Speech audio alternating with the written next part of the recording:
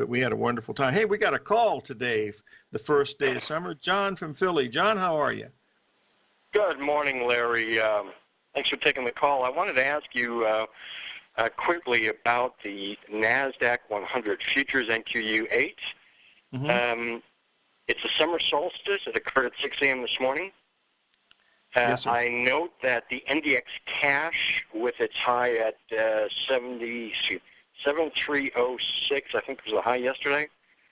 That is within 6 points of the precise fib 1618 long-term expansion, the Fibonacci expansion.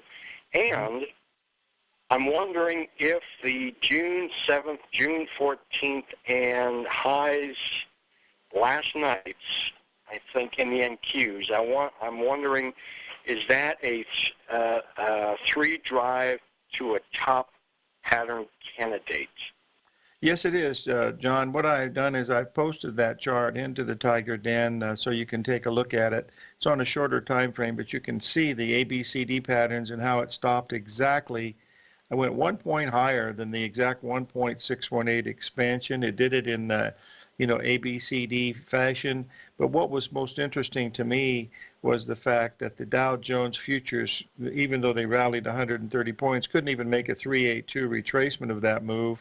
And the S&P went right up to the exact 78% level, as you pointed out here in the den today, at that 2783. I think the high was 2784 and a quarter last night, and we're 20 handles under that right now. So there must have been something really big happening last night to see that much volatility.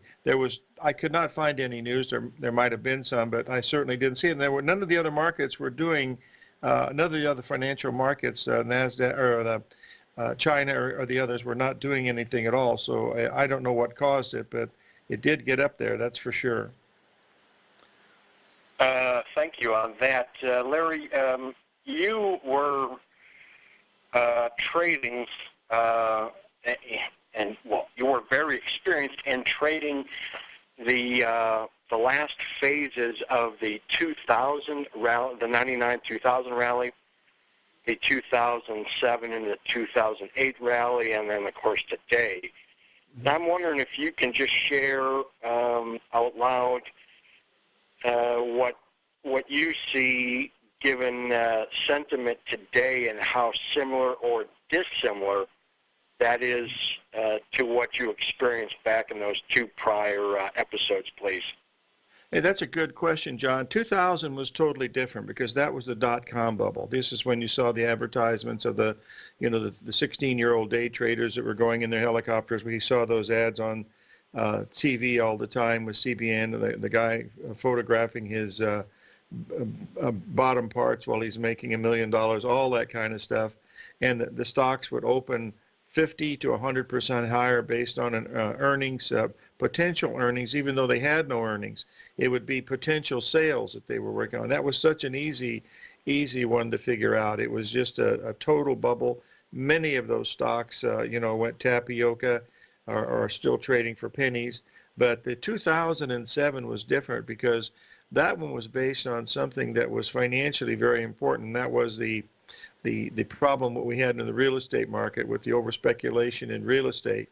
And I think what we're seeing now is we have this huge overhang of debt, and especially in the corporate debt section is really, I mean, how can Walmart tomorrow borrow $19 billion in bonds? Come on, they got the money to do whatever they want to do, yet they go to the market to get it because rates are low. And that's the problem. They made it low.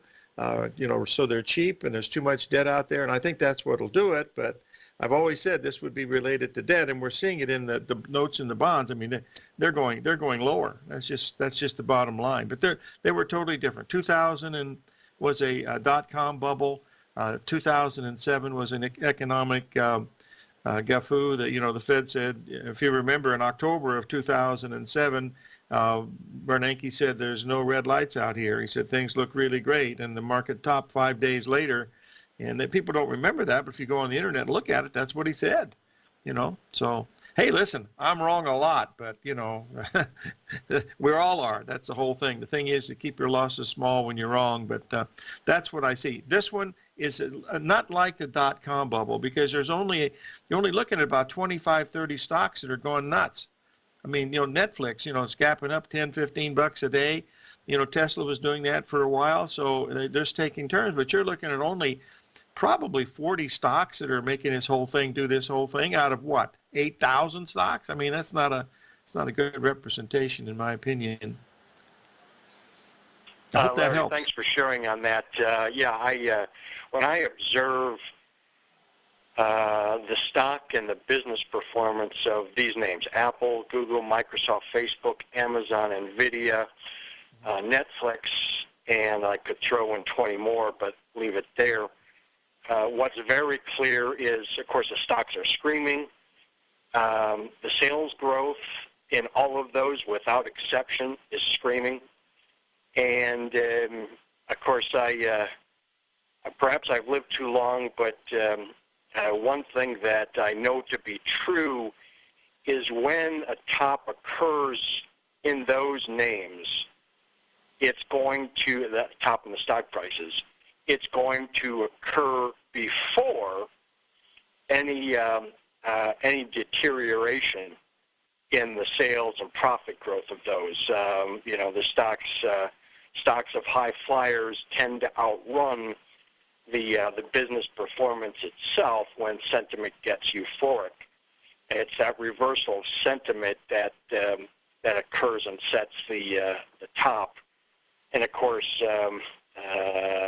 I'm not smart enough to have any clue as to when that occurs. But as we're going through this process, I just can't help but tap myself on the shoulder and say, take a look at every rally extension and see if there's any clue of a potential reversal, and hence my call to you this morning at that 3-drive pattern that I'm seeing in this June 7th, June 14th, and June 21st. So, so we'll just have to wait and see. Hey, John, thanks for all the stuff you do for TFNN, and believe me, you have a hat tip to you, buddy, because you've helped us a great deal. So we'll talk to you soon, and a happy summer day to you, buddy. Thank you, Larry. Bye now.